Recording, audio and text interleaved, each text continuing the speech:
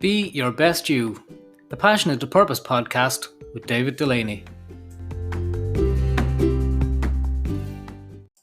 And you're very welcome to this episode of Be Your Best You. Today we talk to Lisa Fingleton. Lisa is an artist, grower, poet, writer and filmmaker who's based on an organic farm on the Wild Atlantic Way. Her book, The Local Food Project, explores the power of growing and eating local food. And we talked to her about this, the Barna Way, and other projects that she's working on in lockdown. And just apologies in advance, we had a slight technical glitch at the start of this morning's recording, but thankfully it sorted itself out pretty quickly. So Lisa Fingleton, good morning, and you're very, very welcome to the podcast. Good morning, Dave. How are you keeping? Good. Thank you. Lisa, tell me, where in the world are you right now? Right now, I am looking out in a field a mile from the sea in Ballybunion. So it's the west coast of Ireland, Wild Atlantic Way, Ballybunion, North Kerry, about an hour from Limerick and about 4 or 5 hours from New York. Excellent. So tell me, how did a leash woman end up in the wilds? So a leash woman from Stradbally, tell me how you ended up on the west coast. Tell me a little bit about that. So from Leash to Kerry. I know, it's amazing, isn't it? What drew me here? So my wife, my partner, is from this land, actually. Her mother, grandmother, and a few generations were actually farmers here in this farm where we now live. And so this farm was inherited by her uncle. And then about, it's over 20 years ago now, Rena would have bought that farm from her uncle. So that's how she ended up here. And then I came here, it must be 17 years ago. I came here. Rena used to host a camp for women and children. So this camp would have happened every year. And that year it happened here in Ballybunion. And I was at this camp. And I had heard about this amazing woman who'd sold up her fancy life in New York, her bar in New York, and she bought a farm in Kerry. And here she was having, it was about 100 lesbians and children on her farm. And I thought, I have to meet her. She's cool. So then she ran into the field with a rugby ball, I think it was, and playing with the kids. And there she was. And that was it. And you stayed. Well, it didn't happen immediately, but it was probably 2 years later that we actually ended up going out together. But I just thought I was really struck by her bravery. I mean, you have to remember this is pre-referendum, 1990 up to 1993, it was still illegal to be gay in Ireland. And here was this woman who'd come back and was just so open and so welcoming and so into the environment. I remember being really impressed. We got a note to say that this land was organic and therefore we couldn't use any, non-organic shampoos or anything like that. And I thought, that's how change happens. People stand up and are brave and just take a stand. And then we all had to follow. And I loved it. I thought it was great. So would there's a long answer to why I ended up in Kerry. Well, would it be fair to say there was obviously some sort of I suppose synchronicity to that? Because I mean, a lot of people would know your work in the art sense and the artistic work that you've done in pushing boundaries and exploring these things. The documentary work that you've done over the years, the visual art, there was your work at Electric Picnic, for example, was described as groundbreaking work. So for you to actually progress, and you mentioned the word organic and land and connections like that. So tell me a little bit, because I know. Tell me, Lisa, about the BLT, okay, and the BLT and where the BLT landed you in terms of the land and connections and organic and what we eat and how I suppose that little BLT links into the work that you're doing now.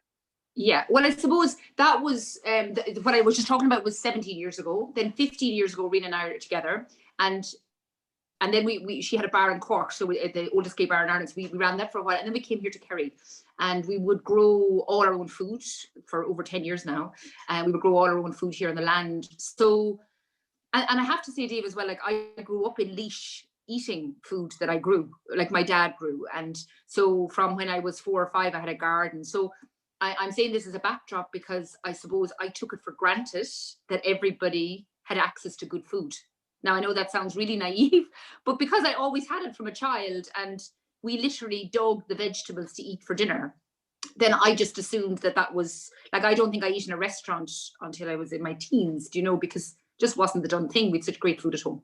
So anyway, so the BLT happened because I had an exhibition in Dundalk. I had a solo show in on Thorn Art Centre, and we, you know, the way those exhibitions, you have a short enough turnaround to get your work in and installed. So they were really good, and they said, listen, you can work until 10 o'clock at night if you want, because we have a theatre show on, and then they lock the gallery at that stage. So it was 10 o'clock when I came out of the gallery, and I was starving, and I hadn't brought enough food with me. So I went to a petrol station, and the only thing that was I think a chicken sandwich left, and there was a BLT.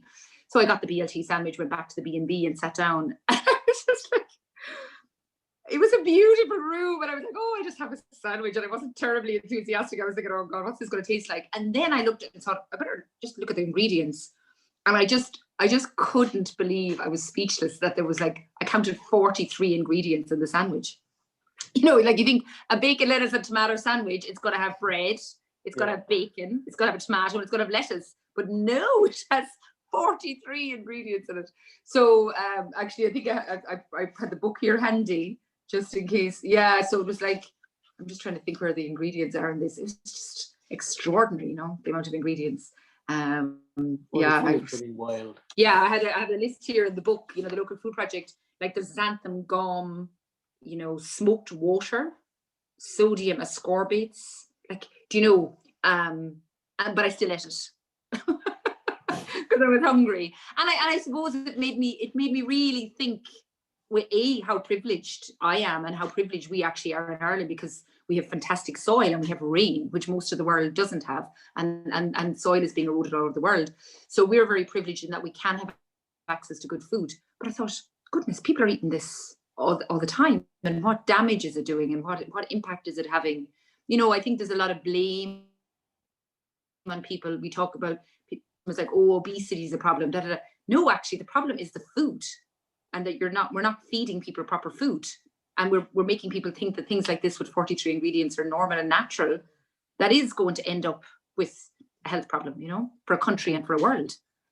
So you put the wrapper in the bin, and another person might have just gone on with their life, and you know, had the BLT, looked, went, geez, a lot of ingredients in that. There's 43 ingredients. Okay, what did Lisa Fingleton do? Tell us what happened next. Oh God! So it's what I did was I was workshops with kids the next day, and the workshop was meant to be about, you know, local food and everything else. So I decided to change the workshop. I brought in the ingredients, the wrapper, and I photographed it really big. So I had big A3 sheets for the kids, and I was like, okay, we're changing the workshop. The workshop isn't going to be whatever it was meant to be. It's going to be about designing your own sandwich. So I said to them, you tell me your favorite sandwich. I had them all in teams, and I was like, okay, they were all under 10, you know, so they were quite young. So we had maybe 4 teams all designing their own sandwich. And it was actually amazing, because I didn't really plan it or intend it to be like this, but we had long rolls of paper, and they all drew where the sandwich came from. And the conversation was amazing. Like, some of them had never thought about the fact that a pig, you know, that a BLT sandwich comes from a pig, or that roast beef that you have on a Sunday eventually, comes from those little calves that were out in the field. And now that was hard, and I didn't really intend that, but we had a lovely conversation about it. And yes, it's hard for children to acknowledge these things, but we have to. You know, I often think, you know, cappuccinos, like I'm having frothy milk in my cappuccino. We get milk because calves are separated from their mothers. Do you know what I mean? And that's the whole system. So while it was hard, we had the most amazing couple of hours. And when the parents came, then the children presented their sandwiches. And some of them were like, if there was an animal who died in the process, they were trying to think about how humanely that animal might die. And they were playing classical music, and they were doing all sorts of things to try and honor the life of the animal. And then some of them decided, that we're not going to make a meat sandwich at all. So they had we had a group later that did a holy moly guacamole sandwich or something, you know what I mean? They were like, oh no, we're going to do all organic avocados and all sorts of things. So it was really good. And I ended up doing that workshop then again. It's visual, had a big call out for agriculture and farming and art related to it. And that became the show there. Then it was, they blew it up to bigger than the wall here. And that became their education piece for the summer. So it's kind of nice when things take on a life. 24 hours earlier, that didn't even exist in my consciousness. Yeah, was the book, the local food project is your book? Was that in the pipeline as well, or did this come about from that BLT and that process with the workshops, or is it something that's always been, having moved with, to the land and growing your own food and that kind of stuff? Is it something that you always wanted to do? You mean the book? Hmm. The book was probably, I'm not sure where exactly where exactly it was in my kind of thought process, but the local food project would have started maybe 5 or 6 years ago. So I was doing the 30-day food challenge where people join me eating only Irish food for 30 days. And then I had gathered all of obviously the pictures were there. I was doing more drawings, but I think the BLT moment, shall we say, really made me think, no, hang on a second, you have to put this out there more. And what shocked me was even people who would eat very healthy, they hadn't really thought about the impact of, say, even a vegan diet, imported grains, imported and things wrapped in plastic, or fair trade. If you're eating all of this, for example, avocados, it became a big thing last year where people became more conscious that for farmers to plant avocados, they're cutting down trees. And again, like last year with the Amazon, we saw the Amazon burning to create paddocks to have beef, which will then be coming from Brazil. So I suppose it made me think that we needed to maybe articulate it a bit more. And also people were asking me, could I go do talks? And I'm trying to cut down my carbon. So I thought, well, if I write a book, the book can travel and then I won't have to travel as much. And, so it was all kind of in the pipeline. But definitely the BLT really solidified my momentum to do it. And then the book came up after that. With the so that we'll talk about the challenge, because I know you do a challenge every year, I think around September, and challenging people to eat within a certain area of their homes. People see that, is it fair to say people see that as easy until they start? I mean, how difficult is it to eat, local food in Ireland right now? Is it easy to within 5k of your home? Is it easy to actually eat 100% local and have 3 square meals a day? Tell us about the challenges that are associated with that. So we do it that it's only food, because in the beginning I was trying to think, how would I do a challenge, and then our tea is such a big part of life in Ireland, I couldn't do without drinks. We've left drinks out of it, so it's only food, and it's from the island of Ireland. Now obviously we're in a 5k lockdown now with COVID, but generally it's the island of Ireland, so you can eat anything grown on the island of Ireland. And I'm not talking about things being imported and labeled as Irish, which is a huge issue. So if I bring in rice and I, process it here and add value to it, then I can call it Irish. I'm not talking about that. I'm talking about stuff that's actually connected to the land. So it sounds easy. And for us, I suppose, because we chose September because September is abundant. We have apples, we have fruit, we have everything. But if you don't grow your food, it's quite expensive, because you're having to buy Irish food, which it tends not to be as maybe subsidized or cheap as some of the imported stuff. So it's quite challenging. And but I suppose that's the idea of it. It's called a challenge deliberately, because loads of people were like, I'm gonna do it. And then they try it, and then they're like, oh my goodness, I didn't realize. But it's the labeling, more and more, Dave, it's the labeling that's getting people, that they're like, they were buying things thinking they were buying great stuff, and they were really supporting Irish producers. And then they start to look and they realize, actually, this is produce of Ireland, but it's orange juice, And it's how do we challenge labeling? Because I know there are ways around, as you mentioned. You can bring stuff in and add value, or cook something and label as Irish. How does the Irish consumer, how do we become more aware of that? Is there a way of becoming more savvy, or is it just as simple as picking up the label, reading the label, go no, and making that choice? Have we got? Do you think it's fair to say we have that choice as a consumer to actually put that product back down and make a choice with our choices? I think more and more what people are doing is that, and I know this is maybe avoiding, I was not trying to avoid your question, but I think the labeling is a problem. It's a problem at European level. It's a problem at Irish level. We used to have the guaranteed Irish label that was like, this is guaranteed Irish. We don't have that anymore. I don't know at European and at political level where it's going to go, but I think it's good for people to be aware of it. But it's probably a European standardization thing at this stage, and that's the excuse. They're more interested in this as a product of Europe than they are that this is a product of. Now, you know, you can talk about that for the entire day. I don't agree with that. But I do think how people I know that are getting around it, who really got into the local food challenge, have decided that they're going to try and A, grow their own food, or B, source food from somebody they know. So they're buying their food at farmers markets, or they're buying it, like we're very lucky, we've Man Organic, it's a beautiful shop here. They're buying it from them because they know that most of the food is either coming from their farm or it's coming from local farms as much as possible.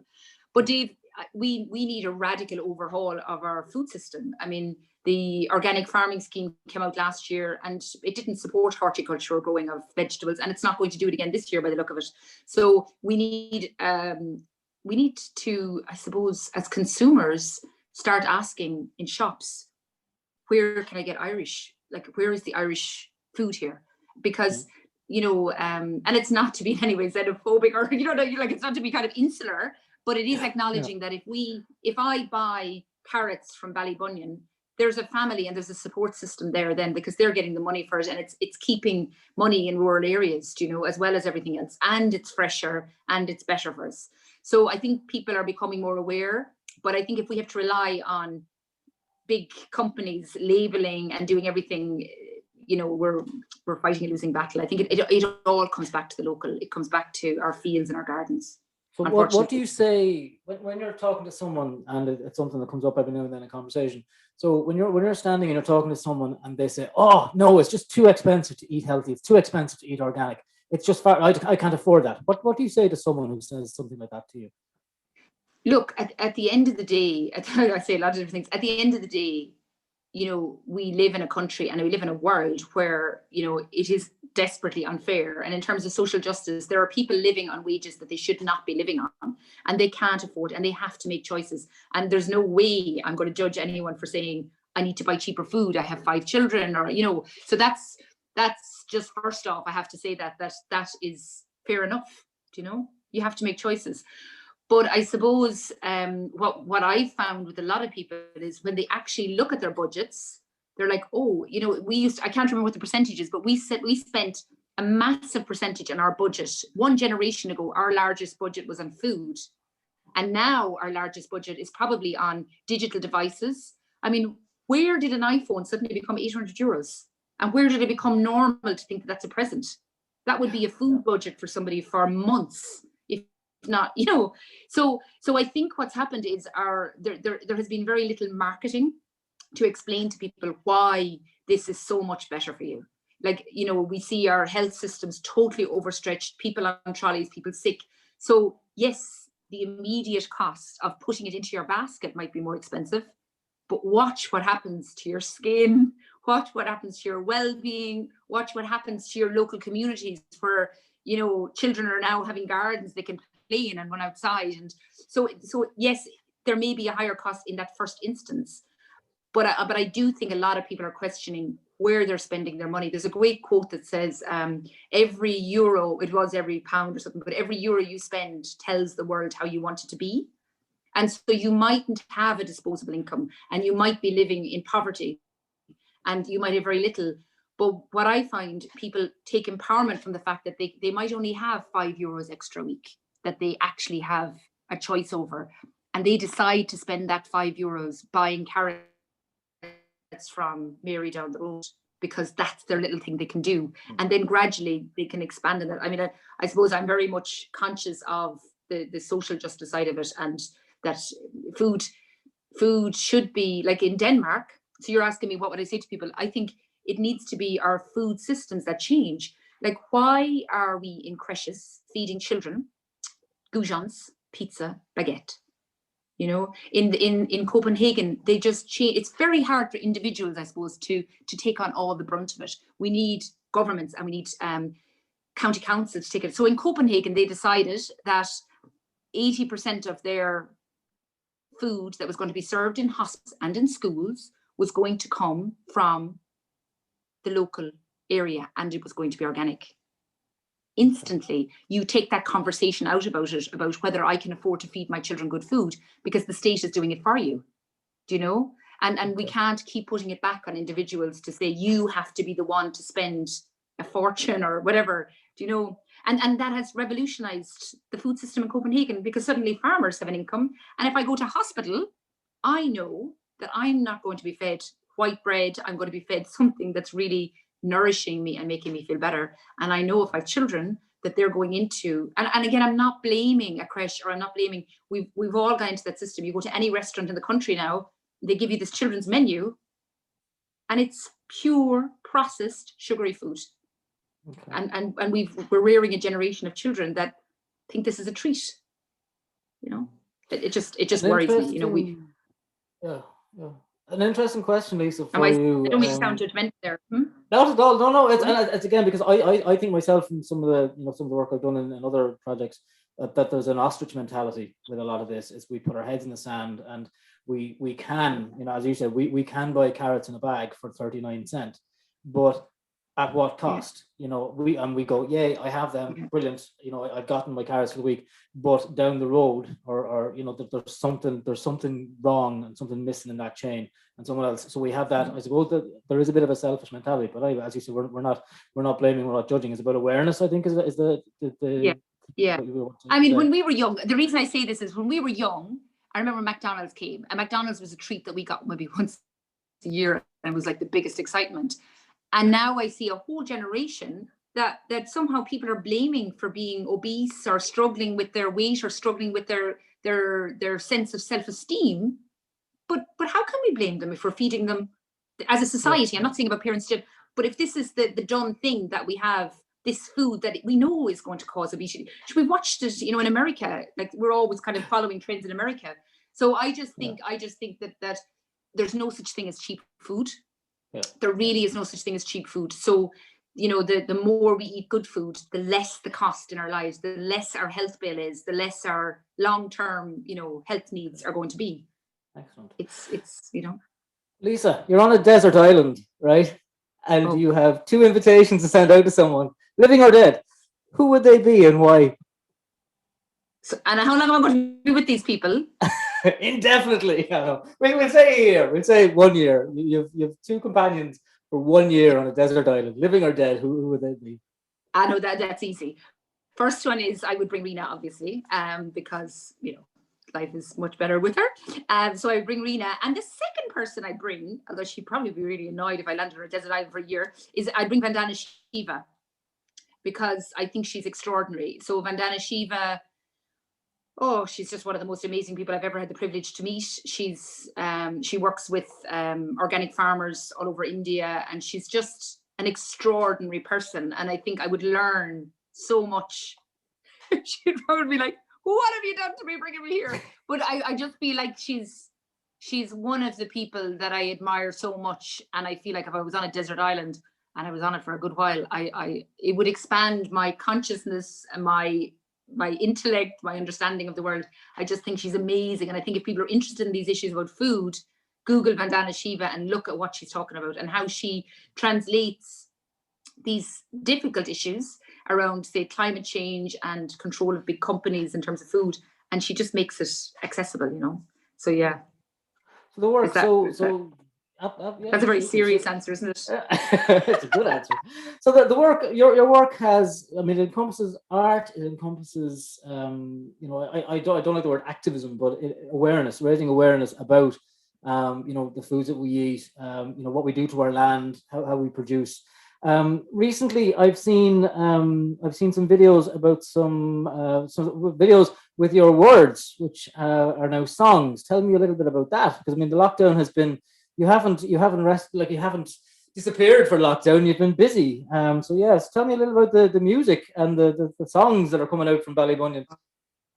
Well, it's just funny. I suppose I've always liked, I love singing. And again, our house growing up, I don't think there was ever anybody not singing. Like we were always singing. And I'm talking about somebody humming something in the kitchen and then somebody else picking it up and they're always singing. So I've always loved singing. And then I suppose I've written a few songs over the years, but then the first lockdown, I remember thinking like you could feel the dread in the air that it was going to happen. And I remember mom and dad being here. And when daddy was going out the door, he said to me, "This could be the last hug for a while." Oh my God, I just bawled crying. And almost instantly, this song came to me, and then something else happened with another friend. So I wrote the song, "This could be the last hug for a while." And then I went on a silent retreat when the lockdown lifted. I went to Glenstall Abbey, and I thought I'd be silent for 3 days just to reassess, because I'd written all these poems and different things were coming to me. And then I went for a silent retreat for 3 days, and it was just ridiculous. These songs and poems were just like, I could hardly sleep. And I was trying to be quiet. I was like trying to rest. And I just was like pouring out of me, or pouring into me, whichever way you want to say it. So I've written, I suppose, about 40 poems and songs in the last 3 months.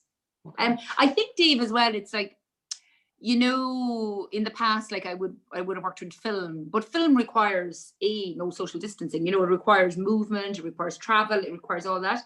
And a lot of the community art projects that I would have worked on, or eco-social art projects, require working with communities and participation. Our work here on the farm, we've a social farm here, so people with disabilities would come. That had to be suspended. So as an artist, then all of those little lifelines or little connections out into the world were gone. So I'm thinking, I need to express myself some way. So almost without thinking, writing is such an immediate thing. You need a piece of paper or an iPad or something, tablet, and then you can do it and you can excel. So it was probably needs must, as it has to come out some way. And I really enjoyed it. Really, really am enjoying it. It's great. Yeah. Is that plans for it's going to be a book of those poems? Is that next on the cards? That's what is next for Lisa? Yeah, who knows? Oh, goodness gracious. There's so many things. Yes, I want to do something with the poems. I'd like to sing more, and I'd like to collaborate more. And I love this great singer, Katie O'Connor, started singing, This Could Be the Last Hug. And it was just so nice. And I thought, oh, that's so lovely. Imagine like a thought comes in here and then somebody else sings it. It's almost like going back to childhood, where my mother would be singing a song in the room and then it has a life of its own somewhere else. So I love the idea of writing, and I think it's very transportable, I suppose. It can travel all over the world and it's carbon neutral. How cool, other than if you publish a book, then there's paper and there's different things. Then I suppose the other thing is here we have a project called the Barna Way. So it's based on our farm, and we've planted 10,000. So in a way, that is an amazing project that's going to extend beyond our lifetimes. So we've got like oak and Scots pine, and for some reason that just feels like an amazing evolving project that's just going to take on a life of its own. And we really enjoy, I suppose, Dave, you're asking me the future. I feel like the future has to be connected with the bigger. I don't like talking in terms of emergencies and everything, because I think it's frightening language, but I do believe we are in a state of emergency. Like when we look at COVID and the breakdown of our systems, I think that will have to be the priority for me, and I'm choosing that to be the priority. So my question is, how do I stay kind and good and try to be as present and as loving as I can? Because sometimes that's challenging. And that really is my biggest question. How do all of us stay kind? Because, with COVID and everything, I really realized that is the most important thing. And okay, people might say that's not related to art, but for me, it's intrinsic to everything. How do we stay kind to each other? How do we stay kind to the land? How do I listen to the land here and see what it needs? So we have an old woodland I'm looking at, maybe, because we don't know what's going to happen in terms of COVID, in terms of lockdowns. I'd love to have this land as a place where people can come and experience the wildflower meadows, experience the trees, come and maybe perform, come and maybe stay. But I think there was a project years ago that I wanted to develop called Sustain. It was to have creative people come here and be sustained, because I think for me that's one of the saddest things of the pandemic. Obviously the bigger issues of people's loss and life and grief and everything, but next to it is the loss for artists, that whole seasoning, performing and singing for so many people, or that whole creative medium and way of connecting has gone. So I'm really interested in that, because I love working with people and I love mentoring and I love supporting people.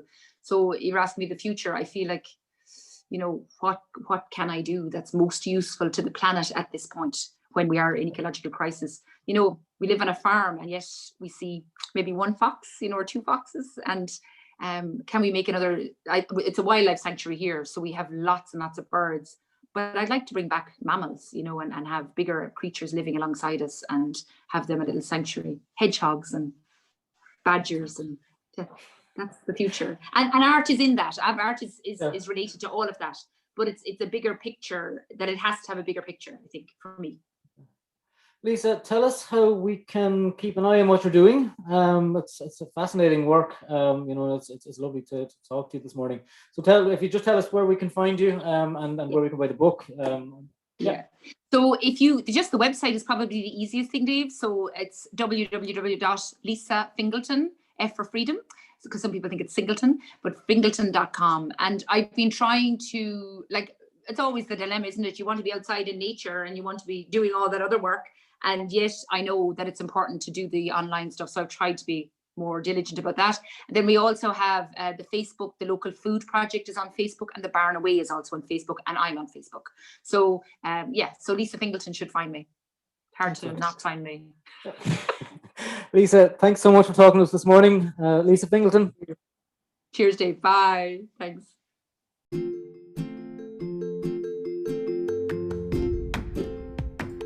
And that's Lisa Fingleton there telling us all about life on the Barna Way. That's it for another episode. We're delighted you could join us this morning. Do join us next week for the next episode of Be Your Best You.